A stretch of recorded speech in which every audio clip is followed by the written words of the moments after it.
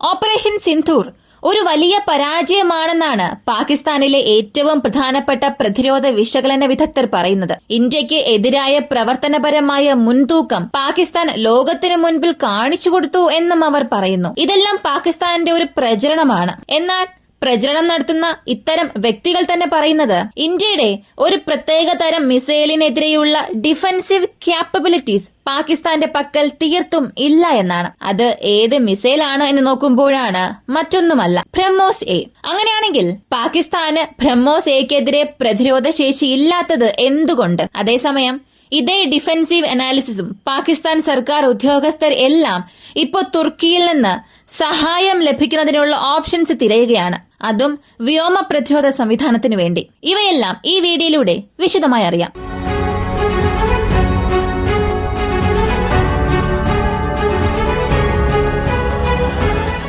ഒന്നാമതായി പാകിസ്ഥാന്റെ ഡിഫൻസീവ് ക്യാപ്പബിലിറ്റിയെ സംബന്ധിച്ച് അവരുടെ ഒരേ ഒരു എയർ ഡിഫൻസ് സിസ്റ്റം അത് HQ-9 ആയിരുന്നു. ഈ HQ-9 എന്ന എയർ ഡിഫൻസ് സിസ്റ്റം ഒട്ടും തന്നെ പ്രവർത്തിക്കുന്നില്ല എന്ന് നമ്മൾ ലോകത്തിന് കാണിച്ചു കൊടുത്തു. നമ്മൾ നൽകിയ തെളിവുകൾ പ്രകാരം ചൈനക്കാർക്ക് വായടച്ചിരിക്കാൻ പോലും സാധിച്ചില്ല. അവർ എല്ലാ വേദികളിലും പരസ്യമായി വന്ന് പാകിസ്ഥാനികൾക്ക് ഈ സംവിധാനം പ്രവർത്തിപ്പിക്കാൻ മതിയായ പരിശീലനം ലഭിച്ചില്ല എന്നും പരിശീലനം ഇല്ലാത്തവരാണ് അവരെന്നും പറഞ്ഞു. അതേസമയം ഈ ഒരു സംവിധാനം ശരിയായി പ്രവർത്തിക്കാത്തതിന് അവർ പാകിസ്ഥാനികളെ തന്നെ കുറ്റപ്പെടുത്തി. അത്രമാത്രം നിഷേധിക്കാനാകാത്ത തെളിവുകൾ നമ്മുടെ പക്കലുണ്ടായിരുന്നു. അപ്പൊ പാകിസ്ഥാൻ ബ്രഹ്മോസിനെ എങ്ങനെയാണ് കാണുന്നതെന്ന് നോക്കിയാൽ ഈ ബ്രഹ്മോസ് മിസൈൽസിനെ ലോഞ്ച് ചെയ്യേണ്ട പ്ലാറ്റ്ഫോംസ് സുഖോയ് Su-30s ആണ്. ഇതിന് പാകിസ്ഥാന്റെ വ്യോമ പ്രതിരോധ ശ്രേണിക്ക് പുറത്തുനിന്നും പ്രവർത്തിക്കാനുള്ള ഒരു ശേഷി സുഖോയ് Su-30 വിമാനങ്ങൾക്കുണ്ട്. ബ്രഹ്മോസ് എയുടെ ഈയൊരു റേഞ്ചാണ് അതിന് പ്രവർത്തനപരമായ ഒരു വഴക്കം നൽകുന്നത്. ഇത് 600-ൽ കൂടുതലുണ്ടെന്നും പറയപ്പെടുന്നു. അപ്പോ ഈ റേഞ്ച് ഉപയോഗിച്ച് നമ്മുടെ സുഖോയ് Su-30s വിമാനങ്ങൾ പാകിസ്ഥാൻ വ്യോമാതിർത്തിയിൽ പ്രവേശിക്കാതെ അതേസമയം പാകിസ്ഥാൻ വ്യോമ പ്രതിരോധ ശ്രേണിക്ക് പുറത്തുനിന്നും ബ്രഹ്മോസിനെ വിക്ഷേപിക്കാൻ കഴിയും. ഇപ്പോ ഈ ബ്രഹ്മോസ് വിക്ഷേപിച്ചു കഴിഞ്ഞാൽ അതിന്റെ ലോഞ്ചിങ് ആൾട്ടിറ്റ്യൂഡ് എന്നത് 17 കിലോമീറ്റർ ആയിരിക്കും. മാക്സിമം 17 കിലോമീറ്റർ ഉയരത്തിൽ നിന്ന് വിക്ഷേപിക്കുന്ന ഈ ഒരു വിമാനം മാക് 2.8 വേഗതയിലായിരിക്കും പറക്കുക. ഈ വിമാനം ഒരു സ്ക്രാംജെറ്റ് എഞ്ചിനായതിനാൽ ഈ ഒരു വിമാനത്തിന്റെ ക്രൂസിംഗ് ശേഷി കാരണം പാകിസ്ഥാൻ വ്യോമ പ്രതിരോധ സംവിധാനത്തിന് ഇതിനെ കണ്ടെത്താനോ തടയാനോ ബുദ്ധിമുട്ടായിരിക്കും. ഇപ്പോ ഈ ബാലിസ്റ്റിക് മിസൈൽസ് ആണെങ്കിൽ ഹൈ ആൾട്ടിറ്റ്യൂഡിൽ നിന്നും ലോ ആൾട്ടിറ്റ്യൂഡിനെ നോക്കി വരും. അതിനെ ഇവർക്ക് ഇന്റർസെപ്റ്റ് ചെയ്യാൻ സാധിക്കും. എന്നാൽ ക്രൂയിസ് മിസൈലുകൾ അങ്ങനെയല്ല. ഇതിനെക്കൊണ്ട് വളരെ താഴ്ന്ന ഉയരത്തിൽ പോലും പറക്കാൻ സാധിക്കും. അങ്ങനെ ലോ ആൾട്ടിറ്റ്യൂഡിൽ പറക്കുമ്പോൾ ഏതൊരു ഗ്രൗണ്ട് റഡാറിനെ കൊണ്ടും ബ്രഹ്മോസിനെ കണ്ടെത്താനേ സാധിക്കില്ല. വളരെ അടുത്ത് വന്നതിന് ശേഷം മാത്രമേ കണ്ടെത്താൻ സാധിക്കൂ. അങ്ങനെ അടുത്ത് വരികയാണെങ്കിൽ ഈ വിമാനത്തിന്റെ വേഗത മാക് 2.8 ആണ്. അപ്പോ അതിനവർക്കൊരു പ്രതികരണ സമയം പോലും ലഭിക്കുകയില്ല. മൊത്തത്തിൽ ശൂന്യമായി പോകും. അപ്പോ ഇതെന്നത് ഒരു പ്രതികരണ സമയത്തിന്റെയും പരിധിയുടെയും ക്രൂയിസിംഗ് കഴിവുകളുടെ എല്ലാം ഒരു സംയോജനമാണ്. ഇതെല്ലാം കണ്ടിട്ടാണ് മനസ്സിലാക്കിയതിനു ശേഷമാണ് ബ്രഹ്മോസ് എയെ തടയാൻ തങ്ങളുടെ പക്കൽ ഒരു സംവിധാനമേ ഇല്ല എന്ന് പാകിസ്ഥാൻസ് പറയുന്നത്. വാസ്തവത്തിൽ അവർ രസകരമായ മറ്റൊരു കാര്യം കൂടെ പറയുന്നുണ്ട്. ബ്രഹ്മോസ് എയെ തടയാനുള്ള കഴിവ് ഇപ്പോ ഇന്ത്യക്ക് പോലും ഇല്ല എന്നാണ് പറയുന്നത്. ഇതാണ് അവരുടെ ഒരു പ്രൊപ്പഗണ്ട. ഇങ്ങനെയുള്ള പ്രചരണങ്ങൾ പടർത്തുന്നവർ തന്നെ ബ്രഹ്മോസിനെ കണ്ട് ഭയപ്പെടുന്നുണ്ട്. അപ്പോ പാകിസ്ഥാൻസിന് വേറെ ഏതാണ് വഴിയുള്ളത്? കാരണം അവരുടെ HQ-9 വ്യോമ പ്രതിരോധ സംവിധാനം ഇന്ത്യൻ മിസൈലുകളെ ഏതൊരു തരത്തിലും തടയുന്നില്ല. അപ്പോ ചൈനയുടെ പ്രതിരോധ ശേഷിയിൽ പാകിസ്ഥാനികൾ ഇനി വിശ്വസിക്കാനേ കഴിയില്ല എന്നതാണ് വ്യക്തം. ഇതിപ്പോ ഈ വ്യോമ പ്രതിരോധ സംവിധാനത്തിന്റെ കാര്യത്തോടു കൂടി അവസാനിക്കുന്നില്ല. മറുവശത്ത് PL-15s അവർ ലോഞ്ച് ചെയ്തിട്ടുണ്ട്. ബ്രഹ്മോസ് മിസൈലിന്റെ പക്കൽ നിന്നും അവരെ രക്ഷിക്കാനുള്ള ഒരേയൊരു മാർഗം അതിനെ കൊണ്ടുപോകുന്ന സുഖോയ് വിമാനത്തെ നശിപ്പിക്കുക എന്നുള്ളതാണ്. അതിനാൽ സുഖോയ് വിമാനങ്ങളെ ആക്രമിക്കുന്നതിന് പോലും അവർ മൾട്ടിപ്പിൾ PL-15Es അവരുടെ അതിർത്തിക്കുള്ളിൽ നിന്നും ലോഞ്ച് ചെയ്തിട്ടുണ്ട്.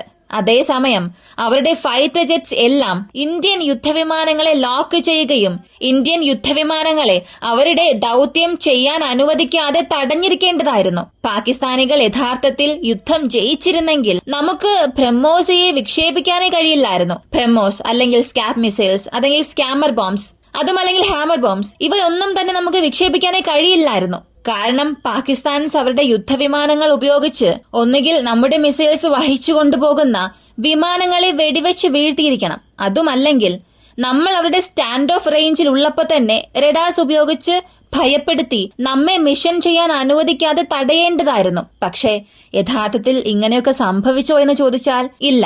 നമ്മൾ എല്ലാ തീവ്രവാദ കേന്ദ്രങ്ങളിലും ആക്രമിച്ചു. അവരുടെ വ്യോമ താവളങ്ങളെപ്പോലും നമ്മൾ ആക്രമിച്ചു. അടുത്തിടെ പോലും ഒരു റിപ്പോർട്ട് പുറത്തു വന്നിരുന്നു. F-16 നിർത്തിവച്ചിരിക്കുന്ന ഒരു പ്രധാനപ്പെട്ട ഹാങ്ങർ, ആ ഹാങ്ങറിന്റെ മേൽക്കൂര പോലും ഉപഗ്രഹ ചിത്രത്തിൽ കാണുന്നില്ല. അങ്ങനെയാണെങ്കിൽ അകത്തുള്ള F-16 തീർച്ചയായും നശിച്ചിട്ടുണ്ടാകണം. അതിനെക്കുറിച്ച് നമുക്ക് അടുത്ത വീഡിയോയിലൂടെ അറിയാം. അപ്പോ ഇത്രത്തോളം ഡാമേജസ് നമ്മുടെ യുദ്ധവിമാനങ്ങൾ തന്നെയാണ് അവർക്ക് നൽകിയത്. ഇപ്പോ ഈ പാകിസ്ഥാന്റെ പക്കലുള്ള HQ-9 സിസ്റ്റംസ് അത് പ്രവർത്തിച്ചിരുന്നെങ്കിൽ അവർ നമ്മുടെ ബോംബ്സിനെയും മിസൈൽസിനെയും ഇന്റർസെപ്റ്റ് ചെയ്തിട്ടുണ്ടാകണം. മറ്റൊന്ന് അവരുടെ എയർ ടു എയർ മിസൈൽ, അതും ചൈനയുടെ PL-15E ആണ്. അതാണ് അവരുടെ പക്കലുള്ളതിൽ വെച്ച് ലോങ്സ്റ്റ് റേഞ്ച് BVR ക്യാപ്പബിലിറ്റിയുള്ള മിസൈൽസ്. അത് പ്രവർത്തിച്ചിരുന്നെങ്കിൽ പോലും നമ്മുടെ ഫൈറ്റർ ജെറ്റ്സിനെ അവർ ഫയർ ചെയ്തിട്ടുണ്ടാകണം, അല്ലെങ്കിൽ അതിനെ ഭയപ്പെടുത്തി തിരിച്ചോടിച്ചിട്ടുണ്ടാകണം. ഒന്നും തന്നെ ചെയ്യാൻ കഴിയാതെ ചൈനീസ് സംവിധാനത്തെ വിശ്വസിച്ച പാകിസ്ഥാൻ അക്ഷരാർത്ഥത്തിൽ നടു റോഡിൽ നിൽക്കുകയാണ്. അടുത്തിടെ പാകിസ്ഥാൻ പ്രധാനമന്ത്രി അസർബൈജാനും തുർക്കിയും സന്ദർശിക്കുമെന്ന വാർത്ത പുറത്തു വന്നിരുന്നു. അവരിൽ നിന്നും പിന്തുണ ലഭിക്കാനായി. അപ്പോ ചൈനീസ് സംവിധാനങ്ങളൊന്നും പ്രവർത്തിക്കില്ല എന്ന് പാകിസ്ഥാൻ ഇപ്പോൾ മനസ്സിലായി. ഇനി മറ്റെന്താണ് ഓപ്ഷൻ ഉള്ളത് എന്ന് നോക്കിയാൽ നിരവധി ഓപ്ഷൻസ് ഉണ്ട്. പക്ഷേ പാകിസ്ഥാനികളുടെ പ്രശ്നം അവർക്ക് ഹൈടെക് മിലിറ്ററി സിസ്റ്റംസ് വേണം എന്നുള്ളതാണ്. കാരണം ഇന്ത്യയുടെ പക്കലും ഹൈടെക് മിലിറ്ററി എക്യുപ്മെന്റ്സ് ഉണ്ട്. അതിനെ കൗണ്ടർ ചെയ്യണമെന്നുണ്ടെങ്കിൽ അതിനേക്കാളും സങ്കീർണമായ സാങ്കേതിക വിദ്യ അവർക്കുണ്ടാകണം. പക്ഷേ അത് വാങ്ങാൻ അവരുടെ പക്കൽ പണമില്ല. അവർക്ക് കടം വാങ്ങേണ്ടി വരും. എന്തിന്? J-10C പോലും ചൈനയുടെ ബാങ്കാണ് സ്പോൺസർ ചെയ്തിരിക്കുന്നത് ലോണിന്. അപ്പോ ഇവർ വായ്പ എടുത്ത് സൈനിക ഉപകരണങ്ങൾ വാങ്ങണം. അതേസമയം ഈ സൈനിക ഉപകരണങ്ങൾ ഹൈടെക് ആയിരിക്കുകയും വേണം, വളരെ ചിലവേറിയതായിരിക്കണം. അങ്ങനെയാണെങ്കിൽ ഇവർക്ക് ആയുധങ്ങൾ നൽകാൻ കഴിയുന്ന ഒരേയൊരു രാജ്യം റഷ്യ, അല്ലെങ്കിൽ അമേരിക്ക, ഇന്ത്യ, ചൈന, ഇങ്ങനെയൊക്കെ പറയാം. നമ്മളും ലോണിന് ആഫ്രിക്കൻ കൺട്രീസിന് വെപ്പൺ സപ്ലൈ ചെയ്യുന്നുണ്ട്. ഇനി ഇതിനും അപ്പുറം സുപ്പീരിയർ മിലിറ്ററി ടെക്നോളജീസ് നിർമ്മിക്കുന്ന യൂറോപ്യൻ കൺട്രീസിന്റെ പക്കൽ പോയാൽ അവർ ഒരിക്കലും കടത്തിന് കൊടുക്കില്ല, പണം നൽകി വാങ്ങാൻ ആവശ്യപ്പെടും. അപ്പോൾ അവർക്കുള്ള ഓപ്ഷൻസ് പരിമിതമാണ്. അതുകൊണ്ട് പാകിസ്ഥാൻ ഇപ്പോൾ തീരുമാനിച്ചിരിക്കുന്നത് എയർ ഡിഫൻസ് സിസ്റ്റത്തിന് വേണ്ടി തുർക്കിയുടെ പക്കലേക്ക് പോകാം. തുർക്കിയുടെ പക്കൽ S-300 പോലുള്ള അഡ്വാൻസ്ഡ് സിസ്റ്റം ഉണ്ടോ? അതും സ്വന്തമായി വികസിപ്പിച്ചെടുത്ത ഒരു പ്ലാറ്റ്ഫോം ആണോ എന്ന് ചോദിച്ചാൽ തീർച്ചയായും ഉണ്ട്. തുർക്കി ഒരു നാറ്റോ കൺട്രിയാണ്. അപ്പോൾ തീർച്ചയായും അമേരിക്കൻ സിസ്റ്റംസ് ആയ പാട്രിയോട്ട്, താഡ് ഇവയെല്ലാം അവർ ഉപയോഗിച്ചിട്ടുണ്ടാകണം. ക്വാളിറ്റിയുള്ള ആയുധങ്ങൾ ഉപയോഗിച്ചാൽ മാത്രമേ നിലവാരമുള്ള ആയുധങ്ങൾ നമുക്ക് നിർമ്മിക്കാനും സാധിക്കൂ. ഞാൻ ഇത് പലതവണ പറഞ്ഞിട്ടുണ്ട്. മികച്ച സൈനിക സാങ്കേതിക വിദ്യ ഉപയോഗിക്കുന്നതിൽ പരിശീലനമുള്ളവർക്ക് മാത്രമേ ഏതൊക്കെ പ്ലാറ്റ്ഫോമുകൾ പ്രവർത്തിക്കുന്നുവെന്നും ഏതൊക്കെ പ്രവർത്തിക്കുന്നില്ല എന്നും അറിയാൻ കഴിയൂ. അതനുസരിച്ച് തുർക്കി SAPER എന്ന ഒരു സംവിധാനം സൃഷ്ടിച്ചിട്ടുണ്ട്. ഈ ഒരു സിസ്റ്റം എന്നത് ഒരു ലോങ് റേഞ്ച് എയർ ഡിഫൻസ് സിസ്റ്റമാണ്. ഇതിൽ 2 വേരിയന്റ് ഉണ്ട്, SAPER-1, SAPER-2. ഈ ഒന്നിന്റെ റേഞ്ച് 100 കിലോമീറ്ററും രണ്ടാമത്തതിന്റെ റേഞ്ച് 150 കിലോമീറ്ററുമാണ്. SAPER-ന്റെ പരമാവധി ഉയരം 20+ കിലോമീറ്റർ ആണ്. 2ന്റെ ഉയരം 30+ കിലോമീറ്റർ ആണ്. ഇതുകൂടാതെ കവറേജിലും മറ്റ് സവിശേഷതകളിലും വലിയ മാറ്റമൊന്നും ഇല്ല. ഇനി ഈ സിസ്റ്റത്തിന്റെ പ്രധാനപ്പെട്ട ഒരു സവിശേഷതകളായി പറയുന്നത് ഐഡന്റിഫിക്കേഷൻ ഓഫ് ഫ്രണ്ട് ഓർ ഫോ. ഈ വ്യോമ പ്രതിരോധ സംവിധാനം ഉപയോഗിച്ച് ഏത് വിമാനമാണ് തങ്ങളുടേതെന്നും ഏത് ശത്രുവിന്റേതെന്നും തിരിച്ചറിയാൻ സാധിക്കും. ഇത് വളരെ പ്രധാനപ്പെട്ട സവിശേഷതയാണ്. ഈ സവിശേഷതയുടെ അഭാവം മൂലമാണ് 2010 നമ്മുടെ സ്വന്തം ഹെലികോപ്റ്റർ തന്നെ നമ്മൾ വെടിവെച്ച് വീഴ്ത്തേണ്ടി വന്നത്. അതിനാൽ ഈ വ്യോമ പ്രതിരോധ സംവിധാനത്തിൽ ഇത്തരം ഒരു കഴിവ് നിലവിലുണ്ട്. അടുത്ത് manual semi automatic engagement capabilities ആണ്. ഓപ്പറേറ്ററെ ആശ്രയിച്ച് അത് പൂർണ്ണമായും മാനുവൽ അല്ലെങ്കിൽ പൂർണ്ണമായും ഓട്ടോമാറ്റിക്കൽ, അതുമല്ലെങ്കിൽ അതിനിടയിലുള്ള മറ്റേതെങ്കിലും രീതിയിൽ പ്രവർത്തിപ്പിക്കാൻ സാധിക്കും. അടുത്തത് ഡാറ്റ ലിങ്ക്, ആപ്ലിക്കന്റ് ഡൗൺലോഡിംഗ്. അടുത്തത് ടെർമിനൽ ഗൈഡൻസ് വിത്ത് RF സീക്കർ. തീർച്ചയായും എല്ലാവർക്കും ഇതുണ്ടെങ്കിൽ മാത്രമേ നിങ്ങൾക്ക് ലക്ഷ്യത്തിലെത്താൻ സാധിക്കൂ. അടുത്തത് പ്രധാനപ്പെട്ട പോയിന്റായി നൽകിയിട്ടുള്ളത് operation in day and night adverse weather conditions. ഏത് കാലാവസ്ഥയിലും ഈ ഒരു സംവിധാനം പ്രവർത്തിപ്പിക്കാൻ കഴിയും. ഇങ്ങനെയാണ് ഈ ഒരു കമ്പനി ഇതിനെക്കുറിച്ച് ക്ലെയിം ചെയ്യുന്നത്. ഇപ്പോ ഈ ഒരു സിസ്റ്റത്തിൽ ഏതൊക്കെ എക്യുപ്മെന്റ്സ് ഉണ്ടെന്നുള്ള നമ്മൾ അറിയണം. ബാറ്ററി ലെവലിലാണ് നമ്മൾ നോക്കുന്നത്. ബാറ്ററി തലത്തിൽ fire control system, fire control radar, missile launching system, missile reloading vehicles, long range missiles, communication systems, support equipments, class type training centre. അങ്ങനെയാണെങ്കിൽ ഈ സിസ്റ്റം അവരിൽ നിന്ന് വാങ്ങിയാൽ അവർ ഇതെല്ലാം നമുക്ക് നൽകും. ബറ്റാലിയൻ തലത്തിൽ നമുക്ക് command and control centre, long range surveillance radar എന്നിവയുണ്ട്. ഇത് ബറ്റാലിയൻ തലത്തിലുള്ളതാണ്. പക്ഷെ എല്ലാവരും ഇത് ബാറ്ററി ലെവലിൽ മാത്രമേ വാങ്ങുകയുള്ളൂ. അപ്പോ ഒരു ബാറ്ററിയിൽ ഇതെല്ലാം വരും. ഒരു രാജ്യം നിങ്ങളിൽ നിന്നും ഇത് വാങ്ങിയാൽ, ഇപ്പോ നമ്മൾ തന്നെ അത് പർച്ചേസ് ചെയ്താൽ ഞാൻ ഈ മേൽപ്പറഞ്ഞ സിസ്റ്റംസ് എല്ലാം നൽകും. ഇനി ഈ സംവിധാനങ്ങളെല്ലാം നൽകിയതിനു ശേഷം നമ്മൾ ഓരോ എയർബേസിലും നമുക്ക് ആവശ്യമായ ലോഞ്ചേഴ്സ്, ആവശ്യമായ യൂണിറ്റ്സ് എല്ലാം വേർതിരിച്ചു വയ്ക്കാൻ കഴിയും. ഇപ്പോ ഈ HQ9 അപേക്ഷിച്ച് SAPERലുള്ള ഒരേ ഒരു പോരായ്മ നോക്കിയാൽ ഇതിന്റെ റേഞ്ച് ആണ്.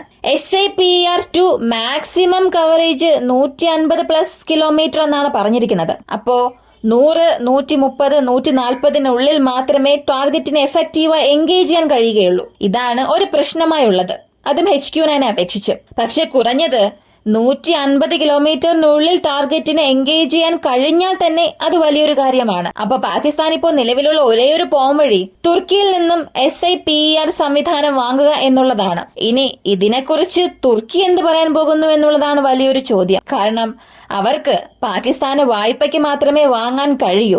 അത് പണം കൊടുത്തു വാങ്ങാൻ എന്തായാലും കഴിയില്ല. അതുകൊണ്ടാണ് പ്രധാനമന്ത്രി നവാസ് ഷെരീഫ് ഇപ്പോ തുർക്കിയിലേക്കും അസർബൈജാനിലേക്കും പോകുന്നുണ്ട്. അപ്പൊ അടിസ്ഥാനപരമായി അവർ ചെയ്യാൻ പോകുന്നത് നിങ്ങളിൽ നിന്നും ഈ ഒരു ആയുധം വായ്പയായി ഞങ്ങൾക്ക് നൽകുക എന്ന് അവരോട് പറഞ്ഞ് അത് വാങ്ങുക എന്നുള്ളതാണ്. കൂടാതെ തുർക്കിക്കും ഇവിടെ 2 ഓപ്ഷൻസ് ഉണ്ട്. ഒന്നുകിൽ ഈ ഒരു സംവിധാനം പാകിസ്ഥാന് കടം കൊടുക്കുക എന്നുള്ളത്, മറ്റൊരു വഴിയിൽ ഈ ഒരു സംവിധാനം പാകിസ്ഥാന് കടം കൊടുക്കാതിരിക്കുകയും അവരുടെ മുഴുവൻ സൈനിക വ്യവസായ സമുച്ചയത്തെയും സംരക്ഷിക്കുകയും ചെയ്യുക എന്നതാണ്. കാരണം ചൈന ലോകമെമ്പാടും പ്രചരണം നടത്തുന്ന ഒരു രാജ്യമാണ്. വ്യാജ വാർത്തകൾ പ്രചരിപ്പിക്കുന്നതിനും അവകാശപ്പെടുന്നതിനും ധാരാളം വരുമാനം നൽകുന്ന രാജ്യമാണ് ചൈന. എന്നാൽ അവർ പടർത്തിയ പ്രൊപ്പഗണ്ട കൈകാര്യം ചെയ്യാൻ കഴിയാതെ സത്യം പുറത്തു വന്നപ്പോൾ MICയുടെ സ്റ്റോക്ക് എല്ലാം കുറഞ്ഞു. തുർക്കിയുടെ പക്കൽ ഇങ്ങനെയുള്ള ക്യാപ്പബിലിറ്റി ഒന്നും തന്നെ ഇല്ല. പ്രൊപ്പഗണ്ട പടർത്തുന്നതിന് പ്രത്യേക ടീം വച്ച് പണം കൊടുക്കുന്ന കാര്യമൊന്നും അവർ ചെയ്യുന്നില്ല. അപ്പോൾ ഒരു പക്ഷേ നാളെ SIPER സിസ്റ്റംസ് പാകിസ്ഥാൻ വാങ്ങുകയും അത് ഓപ്പറേഷൻ സിന്ധൂർ 2.0 അവസാനിക്കുകയാണെങ്കിൽ തുർക്കിയുടെ വ്യവസായ സമുച്ചയം മുഴുവനും അടച്ചുപൂട്ടേണ്ടി വരും. ചൈനയോളം വലുതാണെങ്കിൽ പോലും അവർക്കത് കൈകാര്യം ചെയ്യാൻ കഴിയും. പക്ഷെ അങ്ങനെ അല്ല, അവർ ചെറുതായി ഒന്ന് വളർന്നു വരുന്നത് മാത്രമേ ഉള്ളൂ. തുർക്കിയുടെ MICയെ കുറിച്ച് ഞാൻ തമാശ പറയുന്നതല്ല. അവർ തദ്ദേശീയമായ രീതിയിൽ ധാരാളം കാര്യങ്ങൾ കൊണ്ടുവന്നുകൊണ്ടിരിക്കുകയാണ്. പക്ഷേ ചെറിയ തോതിലാണ് ഇപ്പോഴും അവർ ഉള്ളത്. അപ്പോൾ നാളെ പാകിസ്ഥാൻ SIPER സിസ്റ്റം വാങ്ങുകയും നാളെ ഇന്ത്യൻ സിസ്റ്റംസിന്റെ പക്കൽ അത് ഫെയിൽ ആവുകയാണെങ്കിൽ തുർക്കിയുടെ സ്റ്റോക്സിനെ അത് വലിയ രീതിയിൽ തന്നെ ബാധിക്കും. MICയെ അടച്ചു പൂട്ടാൻ കഴിയുന്ന ഒരു തലത്തിലേക്ക് വരികയും ചെയ്യും. അത് മനസ്സിലാക്കി തുർക്കി പ്രവർത്തിക്കും എന്ന് വിശ്വസിക്കാം. ഇനി തുർക്കി പാകിസ്ഥാന്റെ സഹോദരനാണ് എന്നൊക്കെ പറഞ്ഞ് ഇവിടെ എന്തെങ്കിലും ചെയ്യാനുള്ള ഒരു സാധ്യതയും ഉണ്ട്. കാത്തിരുന്ന് തന്നെ കാണാം എന്ത് സംഭവിക്കുമെന്ന്. ഇതിനെക്കുറിച്ചുള്ള നിങ്ങളുടെ അഭിപ്രായം കമന്റിൽ പറയുക. കൂടുതൽ അപ്ഡേറ്റ്സിനായി വോയിസ് ഓഫ് ഇന്ത്യ എന്ന നമ്മുടെ ചാനൽ സബ്സ്ക്രൈബ് ചെയ്യുക. മറ്റൊരു വീഡിയോയുമായി വീണ്ടും കാണാം.